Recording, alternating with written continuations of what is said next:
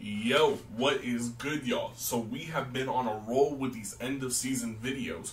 So I'm like, you know what? Let's keep this shit going with the next thing we gotta do, playoff predictions video. So I'm not gonna lie, I was gonna wait for the play-in to fully finish before I made this video. But at least for the first round, I'm pretty confident with my picks that I can do them now. So, without further ado, let's get straight into it. We're going to start in the West here. I'm using the Pick'em Bracket Challenge. I feel like this is just the easiest way I can do the bracket system.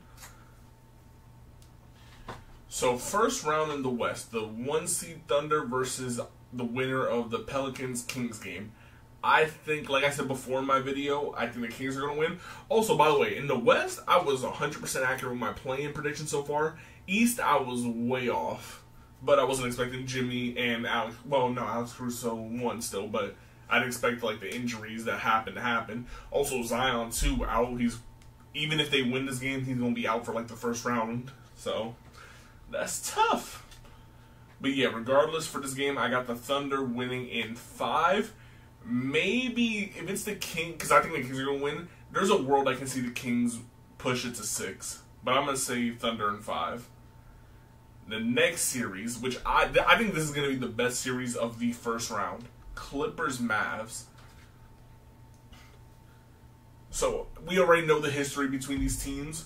Luka, in the Mavs and Clippers have played twice already in the Luka era / the PG Kawhi era.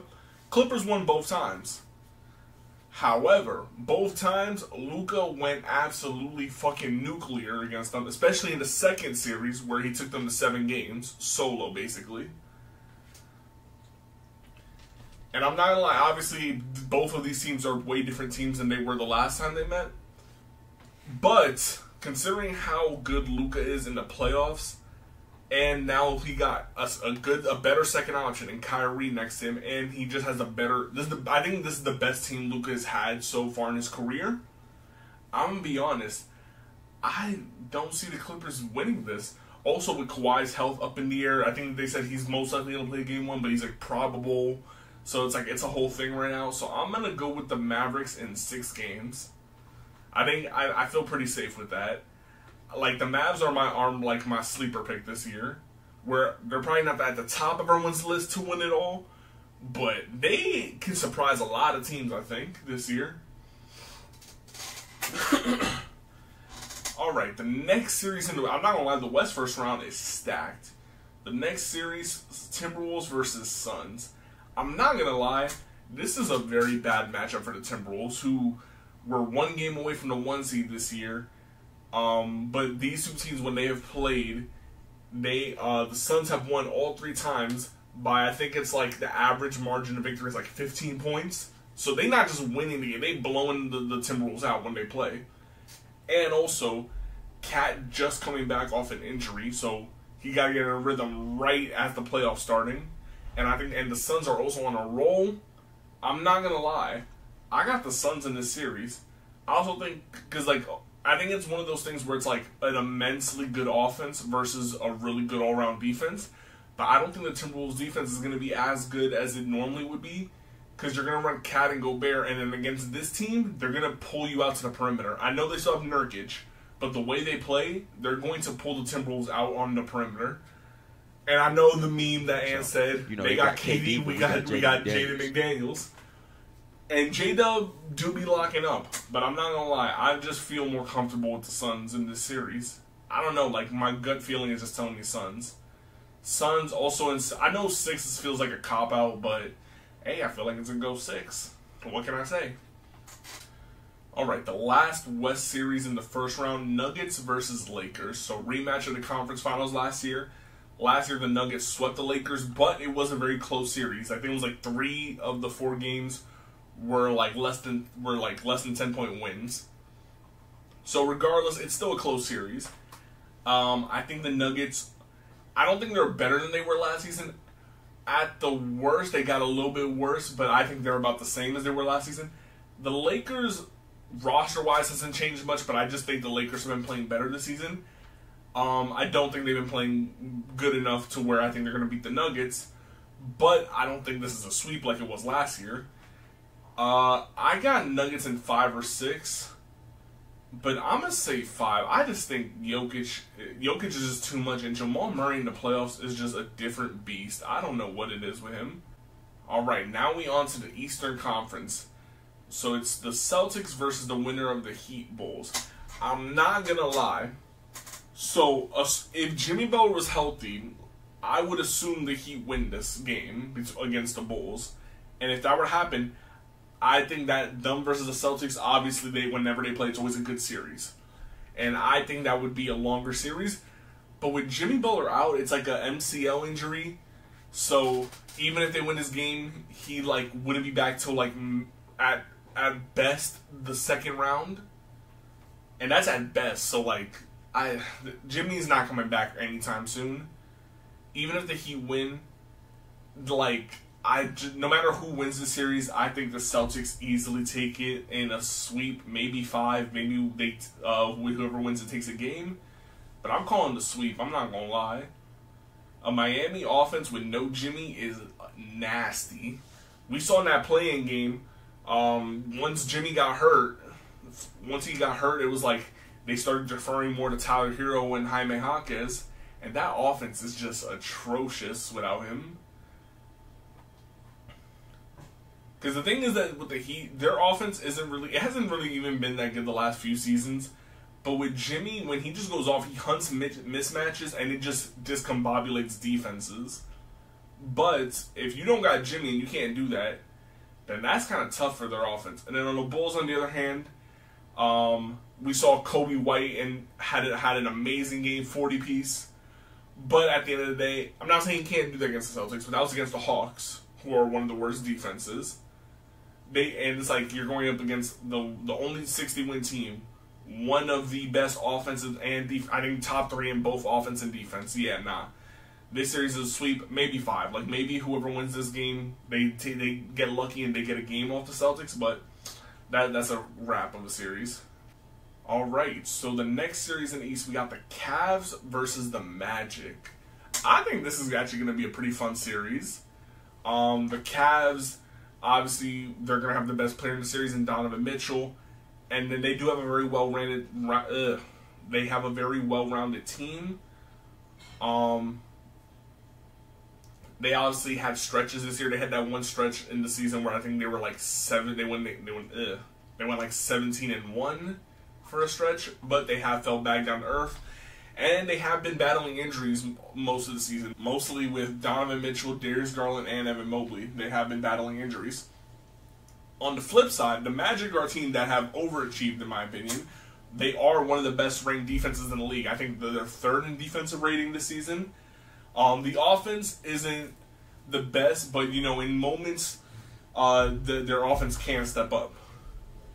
I think what this series comes down to is Paolo that guy that is he gonna step into the playoffs? Because this is his first playoff series, albeit it's only his 2nd season, so that's something that hasn't been talked about. I feel like he's the number 1 overall pick, and he's already brought his team to the playoffs in the 2nd season, in a season where no one really expected him to make the playoffs for real. So I think that's something that should get talked about more. And while I think this series will be competitive, I still do have the Cavs winning this series in 7 games. I think this is going to be a very close series. I just think it's going to be what's going to give the Cavs the edge is just that star power. I just think Donovan Mitchell is going to take over. And, yeah, I just think Donovan Mitchell is going to take over regardless of how Paolo plays. Whether he plays amazing or bad or whatever, I just think Donovan Mitchell is going to be the key factor into just why they win this series. All right, next we have the Bucks versus the Pacers. I'm not going to lie. While this isn't the best series in the first round, I think this is the most interesting series. I feel like if you ask someone off top of the head, they're going to say Bucks, easy. But I'm not going to lie. This season, the Bucks have underachieved, in my opinion, greatly. Obviously, when you trade Drew Holiday and you lose, Grayson Allen, your defense is going to go down. That was expected. Their backcourt defense was very weak after those moves. However, I don't think anyone expected them to be as bad defensively as they were. I think in the first half of the season when they still had Adrian Griffin, they were one of the bottom 10 defenses in the league. Since they've hired Doc Rivers, they have improved slightly. They went from bottom 10 to like 16th, 15th best defense, but that's still not good. And everyone expected, even if the defense is shaky, the offense is going to carry Dame and Giannis. That Dame Giannis pick and roll going to be unstoppable. It hasn't been. Not to mention all the injuries they battled this year.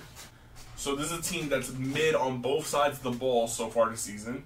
And Giannis' health is a concern going into the series.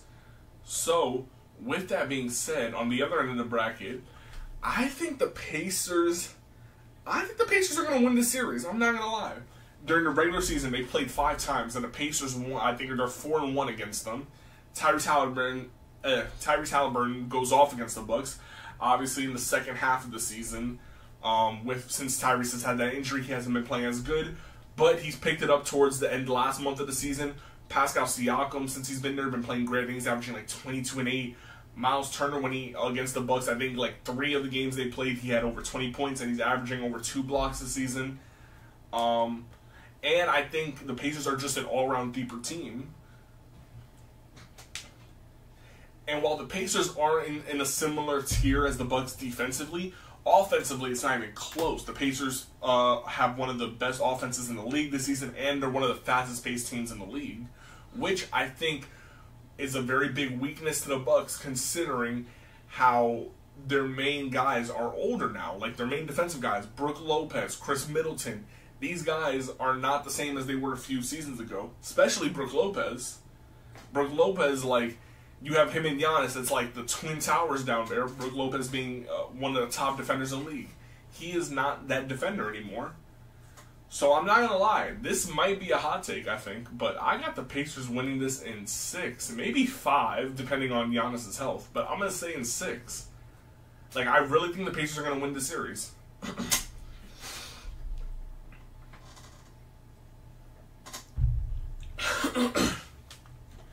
Alright, in the last series of the first round, we got Knicks versus Sixers. I think this is going to be an interesting series. But I'm not going to lie, I don't trust the Sixers. We saw in that playing game, the Heat held Embiid and Maxey. They held them down to where they weren't as effective as they normally would be. I know Embiid did turn up in the end of the game, and he kind of clutched out for them.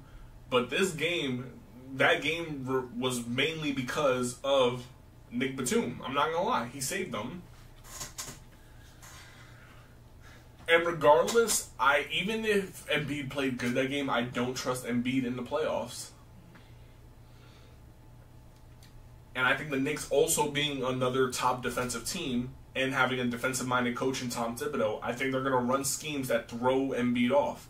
I think the key with the Sixers is you can't have Embiid and Maxey go off, especially Maxey. If you contain Maxey, I think the Sixers cannot win. Because Embiid, especially in the playoffs, I don't think he can solo squad. And also, he's not even 100% because of his previous injury. And also, while I know the Knicks aren't 100% healthy because they don't have Randall, I do trust the Knicks, not only on defense, but I trust their offense more. I think Jalen Brunson is going to torch the Sixers in this series. Like, I can see him averaging like 30+ in this series. Dante DiVincenzo is also someone to look out for, probably average over 20 on really good efficiency. But yeah, I'm not going to lie. A lot of people have this series going deep. I have the Knicks winning in 5 games. To me, this series is not close. I'm not going to lie to you. Alright, we are on to the second round. Let's go back up to the West. And we got the Thunder versus the Mavs. I think their youth and inexperience is going to be a determining factor against the Mavs. I don't think they're going to be as offensively efficient from top to bottom as they were in the regular season. And I just think guys like Luka and Kyrie are going to like kind of backpack this squad, especially in this series, just because they have that experience. Luka, obviously not as much experience, but we know how crazy he goes in the playoffs. And the experience that Kyrie and others have, I think that's going to trump the Thunder. SGA is so, like, obviously, this is our first time we're seeing him in the playoffs as the guy. So we don't know. He could be play just as good as he did in the regular season, play even better even, or he'll play bad. We don't know yet. But even with that, I don't think him, J-Dub, Chet Holmgren, Josh Giddey, I don't think they're all going to perform at that high level.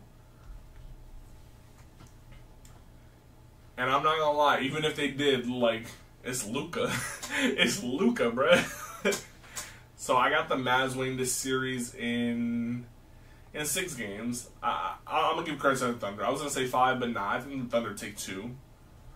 Alright, the other series, Suns-Nuggets. I think this is going to be an extremely tough series. Last year they played in the second round. The Nuggets did beat them in 6. So the Suns were the team that pushed the Nuggets the farthest out of any team last season.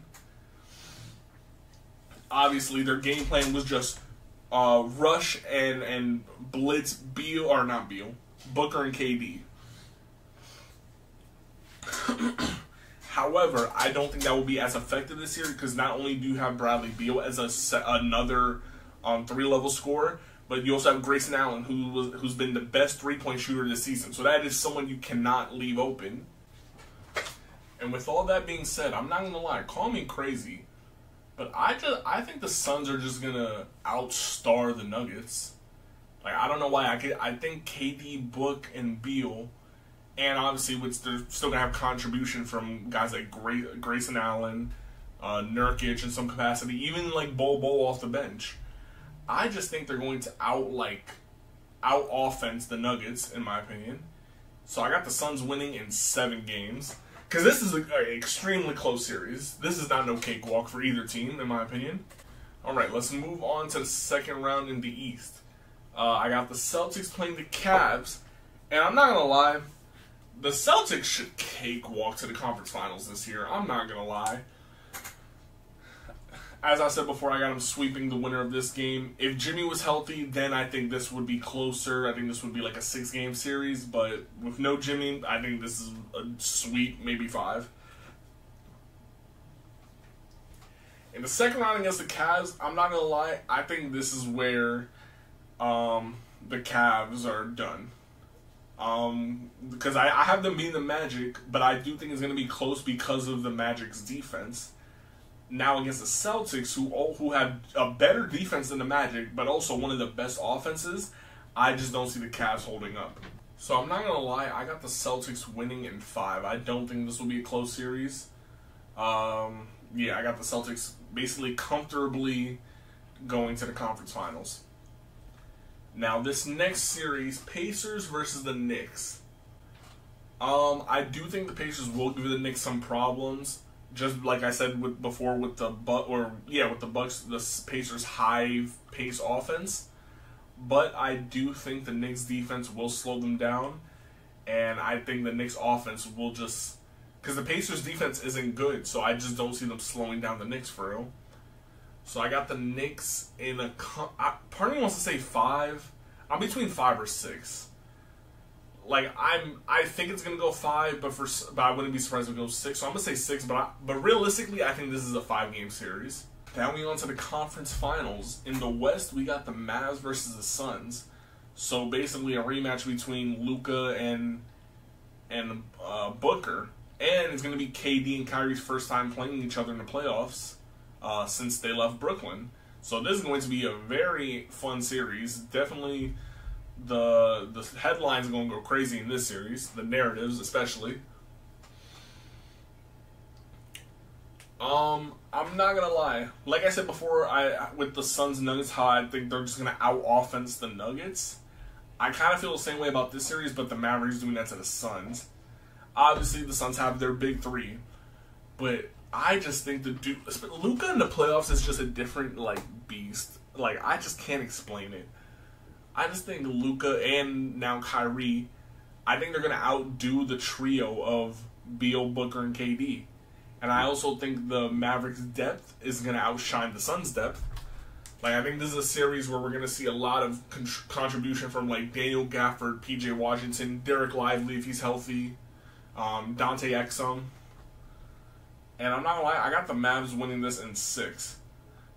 Basically, I got the Mavs winning every series in 6. But yeah, I mean, That's just how I feel what I think's going to happen, bruh. Now, out east, we got a Celtics versus Knicks conference finals. The divisional rivals. I already know this year's going to go crazy, especially among my friend group, because all my friends are Knicks fans, and you got me, the lone Celtics fan. Or let me more so the Jason Tatum fan, therefore I root for the Celtics. So this series is going to go crazy. I do think this will be a very good series.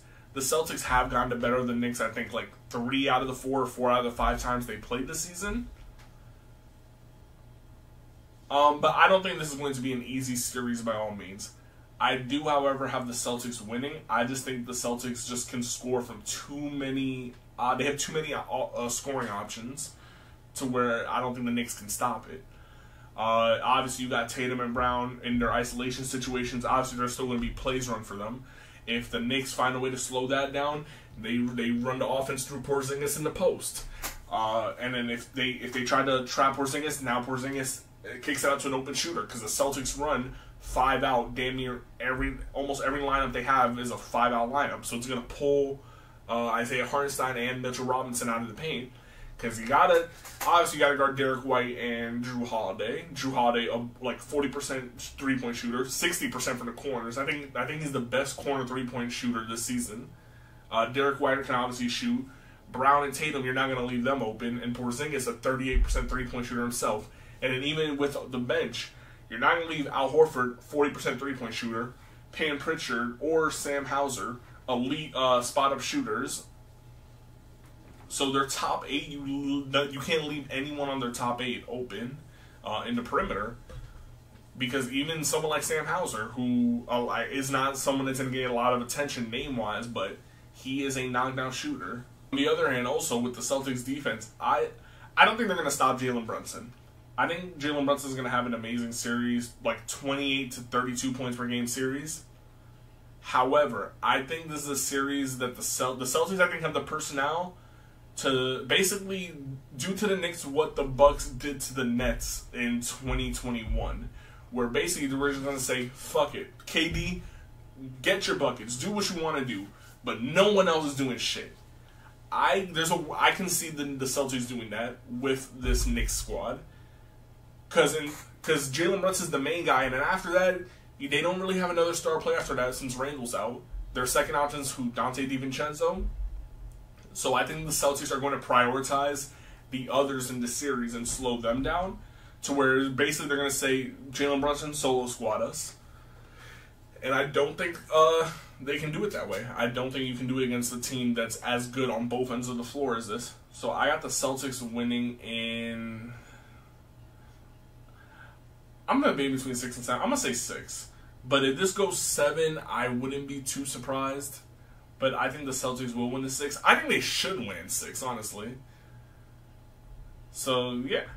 Then we on to the finals. We got a Mavericks-Celtics finals. Oh, my God. A Mavericks-Celtics finals would be crazy. One thing I will say, I do root for the Celtics because of Tatum, but I hate Celtics fans. And I already know if this finals actually does happen, oh, my God. The Celtics fans to Kyrie, they go crazy on him in the regular season, let alone... when they played in the first round of the playoffs in, 2022? Yeah, in 2022 when the Celtics went to the finals. Let alone, so they were hating on him like crazy in the first round, let alone the finals. Oh my God. But I think this will be a great series. I think the Celtics overall are a better team on both sides of the floor. But this will be a close series and a good series just because Luka and Kyrie will just be Luka and Kyrie. And, they will just... Same way how I had them winning the other series, they're just going to outdo everyone. They're gonna do it again. But, do I have them winning? I don't know. I'm going to be honest, though. Whoever does win this, I do think this series goes 7. I really do think the duo of Luka and Kyrie will be that good in the playoffs. But I do have the Celtics winning in 7. I think this is the year they get it done. This is the year they should get it done. I'm not gonna lie, if they don't get it done, that is very disappointing with this team. You got Tatum, the number 1 guy, who I think he's a number 1 on a championship team. You got the second option, Jaylen Brown, who does frustrate the shit out of me sometimes, but 25-point per game scorer, great defensive player. And then you got a supporting cast. I remember going into the season, everyone was talking about the starting five plus Al Horford, and it's like, but the depth isn't there. I'm not gonna lie, the depth is there. You got that main six, and you got Payne Pritchard, you got Sam Hauser, and you got Xavier Tillman. So honestly, in my opinion, I think that you have a trustable start 9-man rotation. And obviously in the playoffs, especially when you get deeper in the playoffs, you're probably not going to run 9. You're probably going to run 7, 8 deep, depending on the matchup. So I think you have a very, this is the Celtics' best chance to win a ring, in my opinion. But I do think this is the year to get it done. But let me know what y'all think. Let me know if you agree with me. You got the Celtics winning it, going all the way. Or if you got someone else, let me know. Leave it down in the comments below, and I'll catch y'all.